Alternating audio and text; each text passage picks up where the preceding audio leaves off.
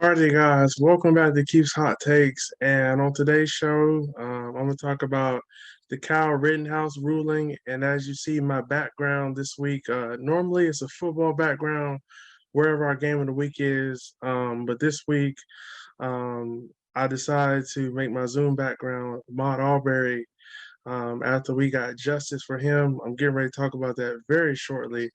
And I'm just so happy for his family that they got the justice that they deserved. What happened to him should have never happened. I'm getting ready to go in on that very shortly. And then, of course, I'm going to preview all the NFL games. Go ahead and go to sizzling headlines, and I'm going to give my thoughts on the Kyle Rittenhouse ruling, and I'm going to talk about the Ahmaud Arbery ruling. Also, I'm going to give my thoughts about Winston State's basketball teams as they're getting ready to head into conference play. So let's go ahead and drop the sizzling headlines intro, and let's go ahead and get started with that now.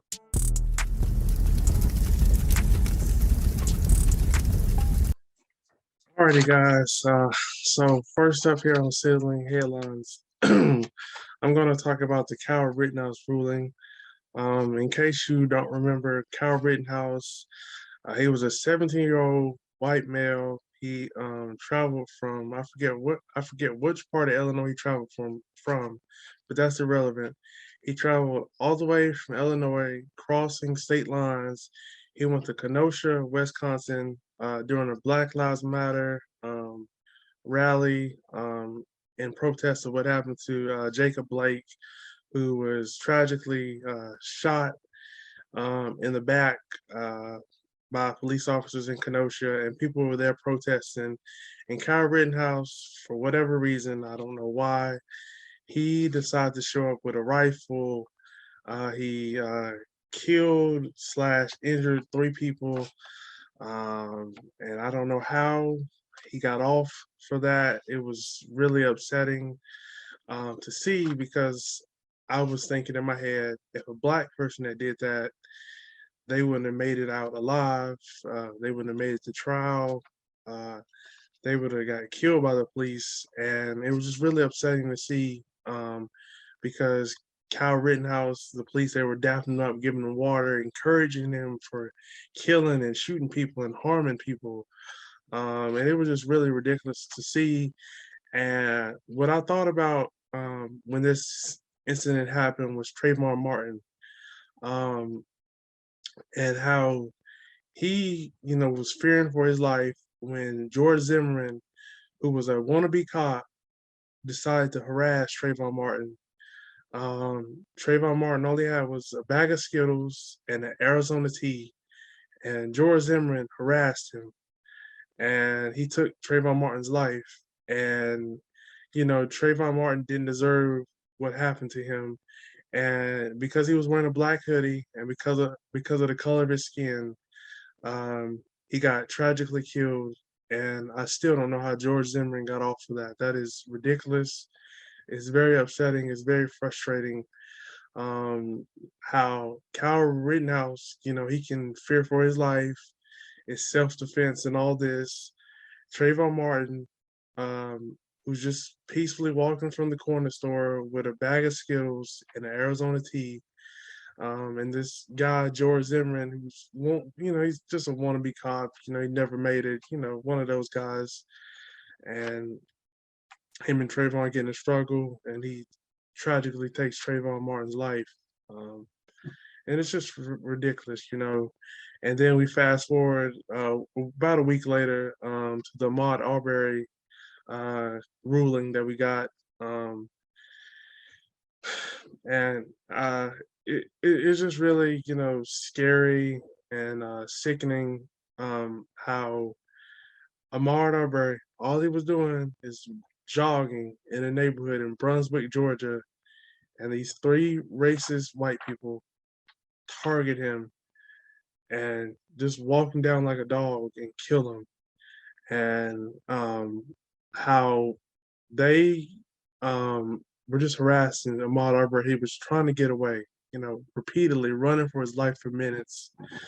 And then Travis McMichael stood over him shouted that racist slur that he did at Ahmaud Arbery. I will not repeat that on this show.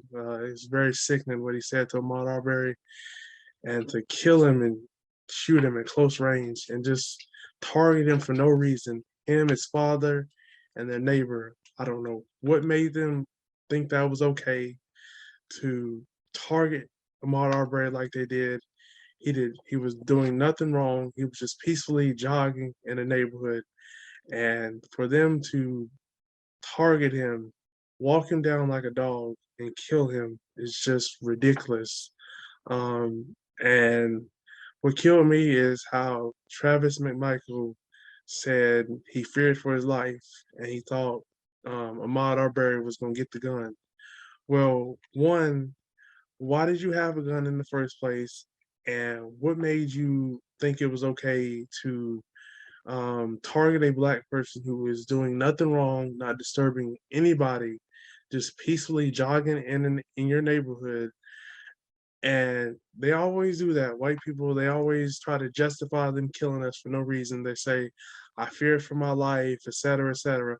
How do you think Ahmaud Arbery felt when you, your father, and your neighbor were chasing him down for several minutes? Um, how do you think George Floyd felt, when the cop rode up on him with his gun drawn? And then the cop laying on him for 9 minutes. Breonna Taylor, how do you think she felt? Her and her boyfriend, it's midnight, the police kicking in her door, like it's a trap house or something like that. Elijah McClain, um, just because he fit the description of a suspect, he was wearing a mask, he had anemia. And then the police were laying on his neck. He said, I can't breathe correctly. And then you give him a horse tranquilizer and he's brain dead. Um, Tamir Rice, he had a toy gun in 5 seconds with the cop rolling up on the scene. He kills Tamir Rice. It's just so many tragic incidents of black people losing their life for no reason. I don't know what it is, why cops are so comfortable, um, with white people. White people can do anything. They can have weapons, knives, anything like that. They're comfortable, but an unarmed black person, they are so trigger happy. It is so scary. The world we live in, where George Floyd, he didn't deserve to die just because he was using a counterfeit dollar bill. Like you didn't have to kill him. You didn't have to lay on his neck for 9 minutes. Breonna Taylor, I don't know why y'all thought it was okay to barge in her house at 12 midnight. Her boyfriend did what he was supposed to do, protect her and him. And he struck an officer, and then they just started tragically just firing bullets all over her apartment. It's just really sick. And if you haven't, I did some Black Lives Matter. I did a 1 minute video about it, and then I also did a 5 minute documentary about it. If you haven't checked those out, those are two pieces that I was very passionate about, and I put a lot of hard work and effort into those. If you want to check those out, they're up on my YouTube channel. Definitely check those out. And like I was saying, I'm forgetting which one I said it, but I said the color of our skin should not be a threat. And I was saying how police brutality must end today, because I'm tired of us, living in this cold world where, police officers or racist white people, they'll target us and kill us for no reason. I'm tired of living in a world like that. And that's why I was hoping that they would send a strong message to Kyle Rittenhouse, letting him know what he did was not okay, and how, white people can't just do anything and get away with it. But they didn't. They dropped the ball with that. But I'm so glad that Ahmaud Arbery's family got justice for his senseless killing. We should be able to jog in a neighborhood without having to worry about racist white people running us down like we're a dog and killing us for no reason and harassing us. We should be able to move freely in this world without having to worry about becoming the next target of police brutality or anything like that. We're not there yet. I just pray one day we're able to live in a world where we can, move freely and we don't have to, fear for our life every time we leave the house. And one last example I have is how the police in DC, earlier this year we had the riot at the Capitol, and I was just thinking about how, rewind 6 months, how they didn't want us to be protesting peacefully, basically in the same location in that area. It was a big uproar, et cetera, et cetera. But they let all these racist white people storm the Capitol and stuff like that. And like I said, when I was talking about the Kyle Rittenhouse situation, if a black person went to a peaceful protest rally where we're trying to get justice for what happened to Jacob Blake, if we showed up to a rally with a rifle, we would not make it out alive. I guarantee you, I will put everything that I own on it. We would not make it out of that rally alive. And I was saying how if we had stormed the Capitol like those racist white people did, it would have been a bunch of bodies on those steps. I'm going to talk about Winston State's basketball teams. I'm going to start with the men's team. They closed out their non-conference slate last night against Morris College. It's a small HBCU college in South Carolina, excuse me. And they beat Morris 76-71 in overtime. It was a really great game, great atmosphere down there at Morris College. And they end their non-conference slate at 6-2, right before conference play. Unfortunately, we came up short in this Chris Paul HBCU tip-off. We lost to Virginia Union in the championship game 55-51. We turned the ball over way too much. I feel like, the traps and, all the different type of defenses that they put on us, it really got us out of our rhythm, and it caused us to turn the ball over way too much. We opened up conference play against them coming up on the 16th. So I look forward to hopefully we can get some payback when we go down there. But the team looks really good. We got a lot of weapons, a lot of athletes. And I think the biggest pickup that we got was adding Javante Cook from Morris Hills College here in North Carolina. Because he made a lot of huge clutch shots last night, late in that game and in overtime to close it out. So I expect him, Jonathan Hicklin to lead us, Cameron Campbell, guys like that. We're really starting to, get our rotations down pat. And I feel like we're starting to really put it together. And like I said, I think we're going to repeat as CIAA champs. Can make a strong, deep run into the Division II playoffs.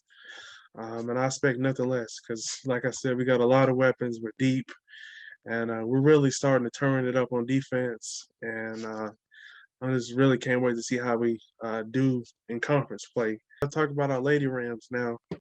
They're 3-3 so far, but they've played a really tough schedule. And I'm really proud of the way they battled against number 2 Alaska Anchorage. They went down there for Thanksgiving. I know they had fun. That's a once in a lifetime opportunity. Yeah, I mean, although we didn't come away with a victory in either one of our matchups against Alaska Anchorage, in that second game we scared them to death. And I don't know if they'll play us again with how bad we scared them. But I'm so proud of our Lady Rams. In the first game, they lost 73-46. In that second game, it was 62-53. And we just had too many scoring droughts in that second game. We just really couldn't get a lot of offense going. I don't know why Maya Tucker didn't play. She's our best player, bucket getter, one of the coldest basketball players I've ever seen in my life. So the Lady Rams will look to close out their non-conference slate Saturday. They got another long drive up to West Virginia. They're going to play at Salem, West Virginia, Saturday at 2 o'clock.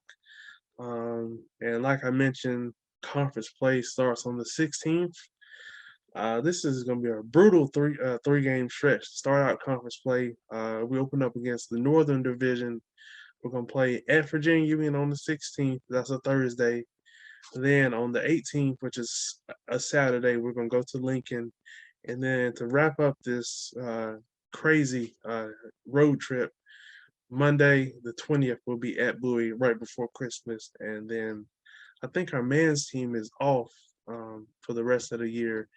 And our Lady Rams, make sure we're in the Gain Center December 30th, 5:30. They play Meredith. I think that's how you say it. It's all girls college in Raleigh. And that's going to be their first home game in a long time. They've been on this long road trip, traveling all over. So I know they can't wait to play in front of their home fans. So let's make sure we pack the game center December 30th, right after Christmas. I'm hoping we can get a good crowd in there to support these ladies because the students won't be there. They'll be home for Christmas break. So we really need to pack the game center and show them that we miss having them in the game center because it's been a long time. So I'll remind y'all as we get closer.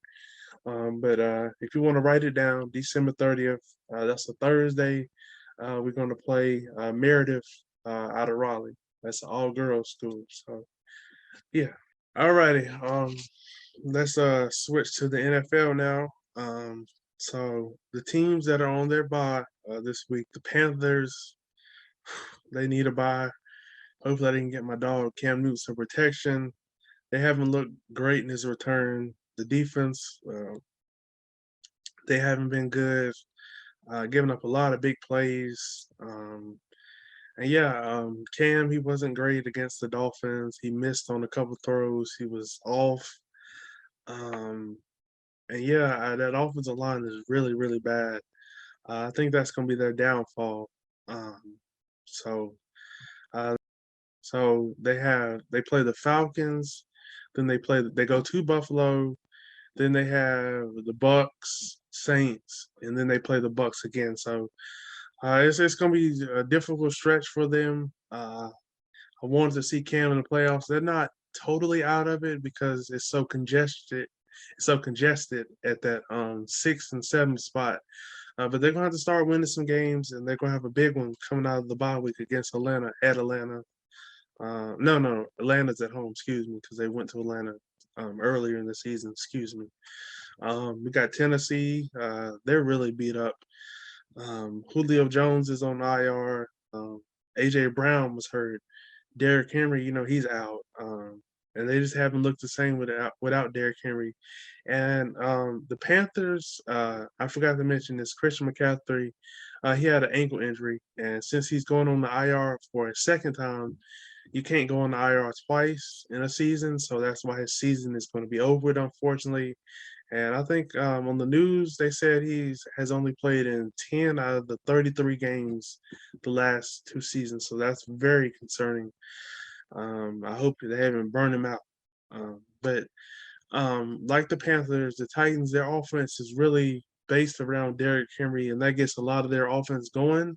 So not having Derrick Henry and not having really a run game. I know they had a big game against the Patriots, but Derrick Henry is so, he's such a huge piece of their offense. Um, so they really miss him moving the ball up and down the field on the Patriots. They just kept turning the ball over. And then I go to the Browns. Baker Mayfield probably shouldn't be playing. He's really beat up. Hopefully, I can get a couple of his weapons healthy.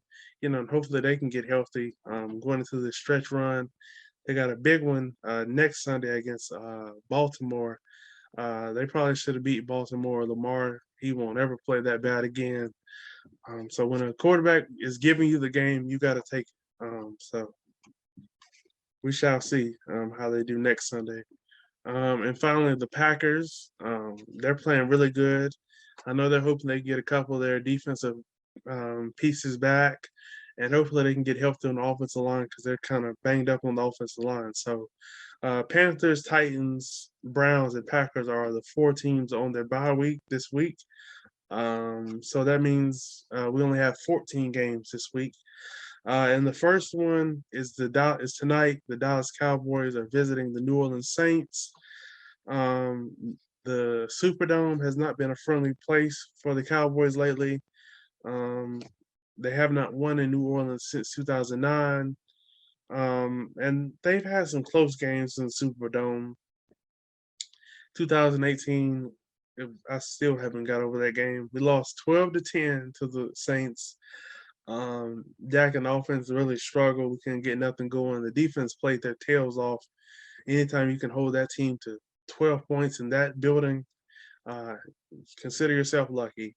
2015, we lost 26-20 in overtime. And then in 2013, I don't really remember this game, but it's a good thing I don't. But the Saints blew the doors off of us, 49-17. Sean Payton in his career as the Saints coach is 6-3 against the Cowboys. But um, I'm going to take the Cowboys tonight. The Saints have looked really awful lately. Alvin Kamara is not going to play tonight, and he's a big piece of the offense. The Saints have really struggled scoring the ball on offense, and they just haven't looked good. Taysom Hill is supposed to be starting tonight. That's a little concerning for me because Taysom Hill is he's wild. He's unpredictable. You don't really know what to expect from him. But the Cowboys are getting DeMarcus Lawrence back, so I think having him and Micah Parsons really prey on that offensive line, who's really banged up, kind of beat up right now.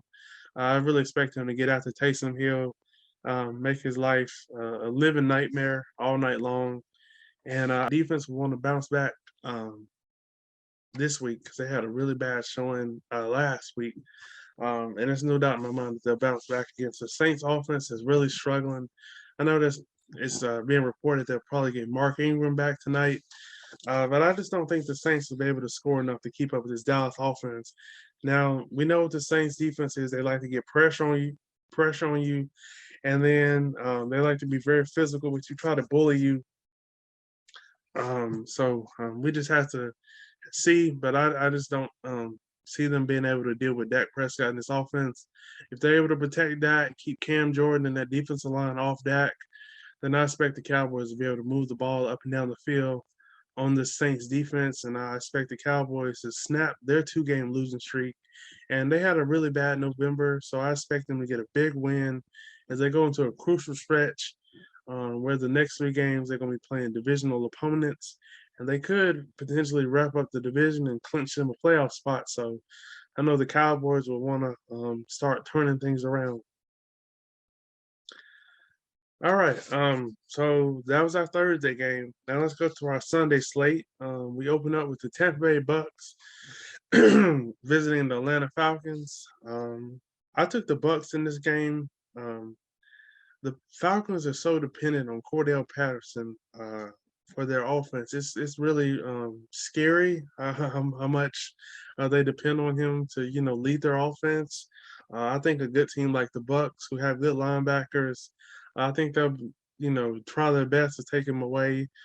Him and Cal Pitts, Calvin Ridley is still out. He's getting his mentals in order. Respect them for doing that because it's important for us to have our mental health in order because you're nothing without your mental health. So I'm praying for him. Hopefully he gets the healing that he needs. Yeah, I'm just taking the Bucks here. I just think they're going to be a little too much for this Falcons. Excuse me. I'm taking the Bucks here. I think there's going to be a little too much for this Falcons team. The first time they played, Brady put up 43 points on them. I wouldn't be surprised if they do that again. The Bucks just have so many weapons; it's ridiculous. If the Falcons could generate any type of pressure, maybe I would give them a slight chance. They are at home; it's a divisional game, but that's no way. I'm taking the Falcons. I know we've had some upsets this season, but no way. I think the Bucks find a way to get a big time road victory.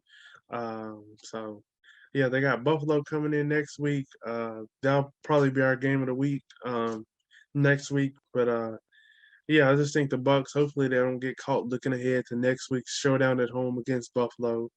Um, so yeah. Next, we have the Arizona Cardinals visiting the Chicago Bears. Uh, Arizona's starting to get healthy in offense. They're gonna get Kyler Murray back. Looks like DeAndre Hopkins is gonna be back. I'm gonna take the Cardinals here. I just think with them getting Kyler Murray back, DeAndre Hopkins back, I just think they're gonna be a little too much with this Bears team. It's a little concerning. It looks like it's gonna be raining and cold in Chicago Sunday.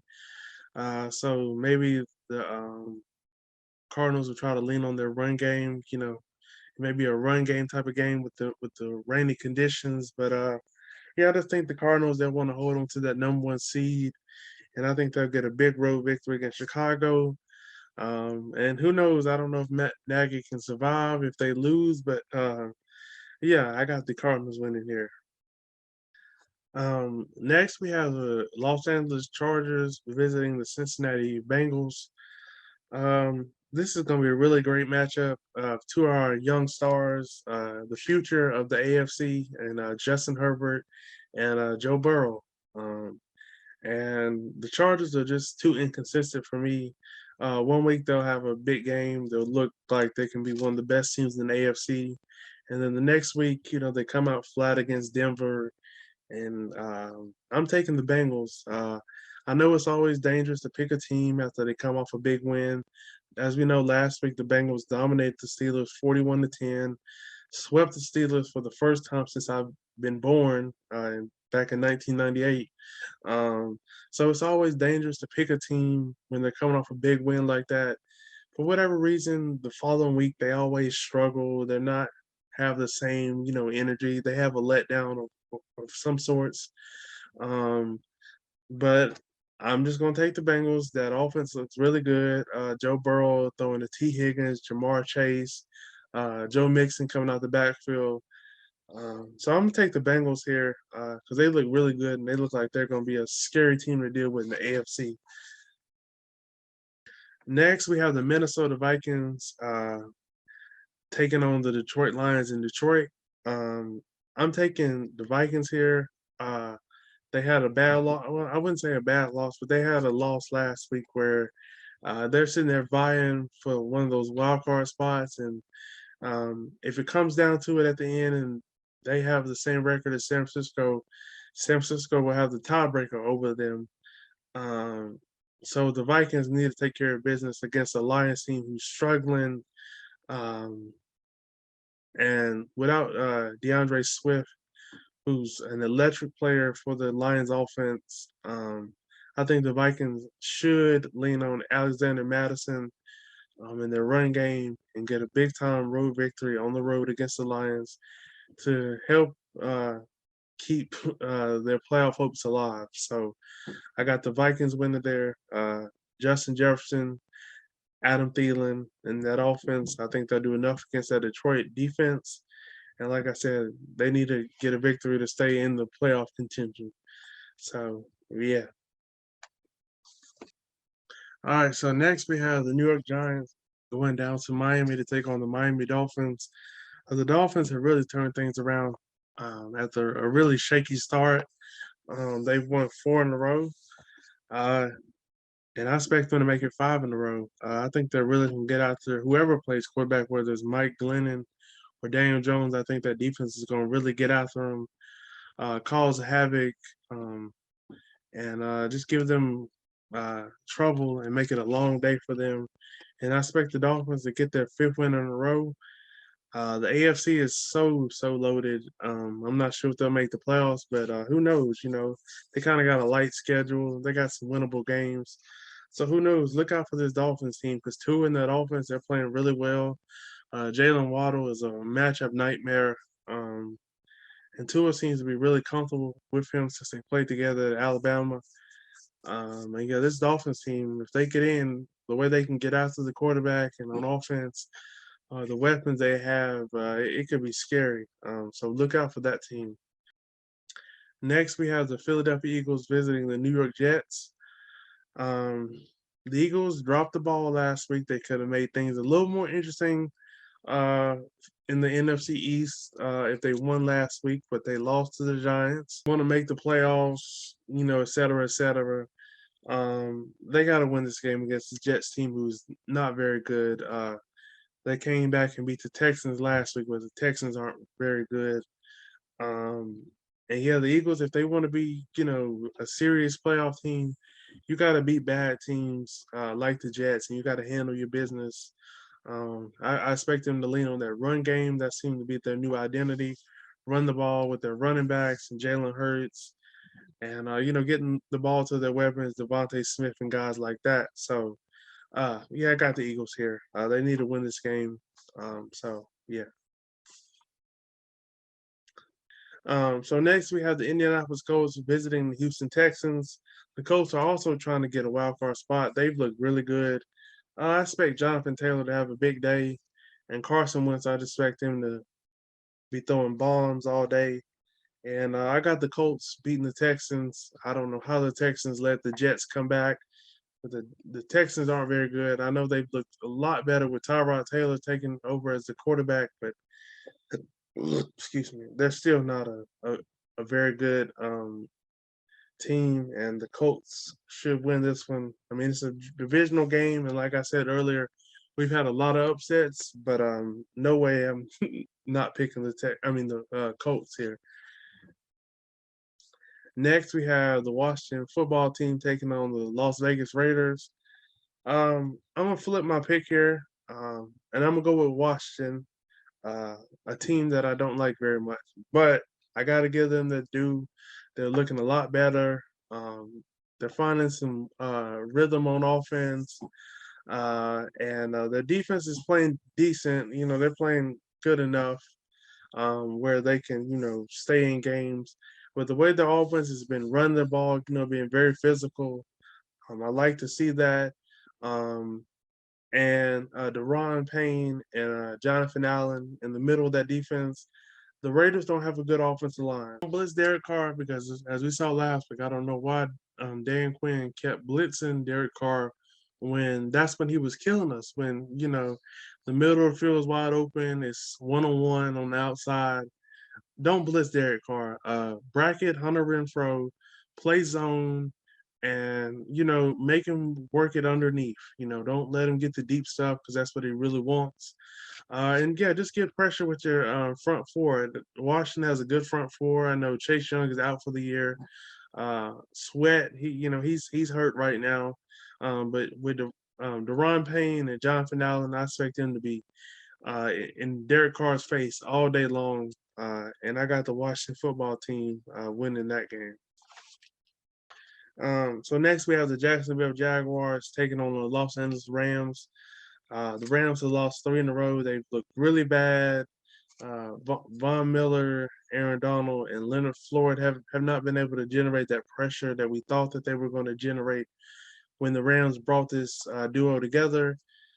I expect them to take out all their frustration on the poor Jacksonville Jaguars, and I expect the Rams to win this game probably by 10 to 14 points. This is going to be one of those games where they just relieve a little anger and stuff like that, and maybe they can, figure some things out. Maybe Matthew Stafford can stop giving up pick sixes to the other team, stuff like that. But I definitely got the Rams winning here. So, yeah. All right. The next game we're going to talk about is probably one of my favorite rivalries in the NFL. It's the Baltimore Ravens visiting the Pittsburgh Steelers. I've been going back and forth about this game, who's going to win all week. The Steelers, they don't look very good right now. I was shocked at how bad they looked against the Bengals. I would never think the Steelers would lose by 31 to the Bengals. I got to take Baltimore here. Looking at their December schedule, they have to play the Packers and the Rams coming up later this month. So they got a brutal schedule. And the Steelers, they don't look so great right now. I know Mike Tomlin will have this team ready to go. but I just can't pick the Steelers. I got to go with the Ravens here. I expect them to find a way to get a close, gritty road win on the road. So yeah. Um, our next game is the San Francisco 49ers visiting the Seattle Seahawks. This was another one I was really struggling with. I really didn't know who I was going to pick for this game. Um, I really can't see Seattle losing another game, um, but I just can't take any chances. I'm gonna take the San Francisco 49ers here. They're fighting for a wild card spot, and they can't lose a game like this if they want to make the playoffs. So yeah, I got the 49ers here. They're gonna ground and pound you, and then they're gonna throw the ball to Kittle. Debo Samuels, he's just electric. Um, as much I really wanted to pick Russ and that Seattle team, but they're really struggling right now, especially on offense. And I just can't see the 49ers losing a game like this, especially considering they want to, try to make the playoffs. So I got the 49ers in that matchup. At our Sunday night game is going to be the Denver Broncos visiting the Kansas City Chiefs. Uh, I got the Chiefs coming off a bye week. I expect them to be rolling. Um, and yeah, I just think that offense, Patrick Mahomes, Tyreek Hill, Travis Kelsey, and all their weapons, I think they're going to be a little too much for Denver. Now, this is a divisional game, rivalry game, so you never can count Denver out. But I don't know why this is a Sunday night game. Our original Sunday night game was supposed to be Seattle and San Francisco, but Seattle has really went down the tubes, and they're not playing Seattle football this year. So they had to get another matchup, and uh, this is really the best they could do. I don't personally see this game being close. I just don't see how Denver offensively can keep up with Kansas City.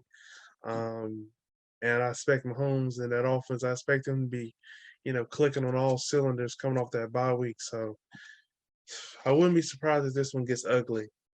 So yeah. All right, and our game of the week is the Monday night matchup between the New England Patriots and the Buffalo Bills. Oh man, this is gonna be a good one. Mm, mm. Whew, I really don't know how this matchup is gonna play out.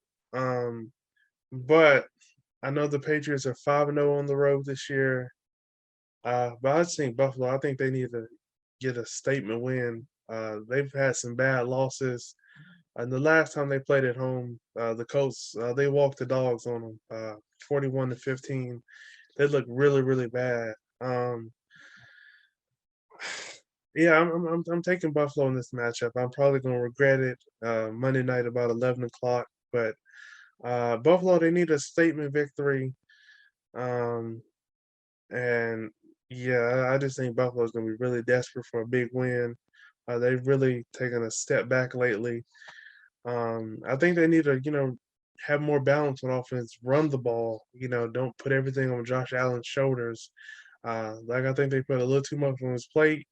Yes, I know he has a great arm. He has great weapons in Stephon Diggs, Cole Beasley, and Emmanuel Sanders, Dawson Knox. But run the ball more, please, and don't run it with him. Don't run him into the ground. This is your franchise quarterback, a guy you hopefully can be your quarterback for the next 10 to 15 years. Don't run him in the ground. Breida, and your other running backs, Singletary, guys like that. Run the ball, Zach Moss, run the ball, please. You can run the ball on this Patriots team. Don't try to just have Josh Allen do everything and stuff like that. Now, I am a little concerned because 70% chance of rain Monday night in Buffalo. Um, but yeah, I just think Buffalo, they just really, really need a win. So give me Buffalo in the game of the week.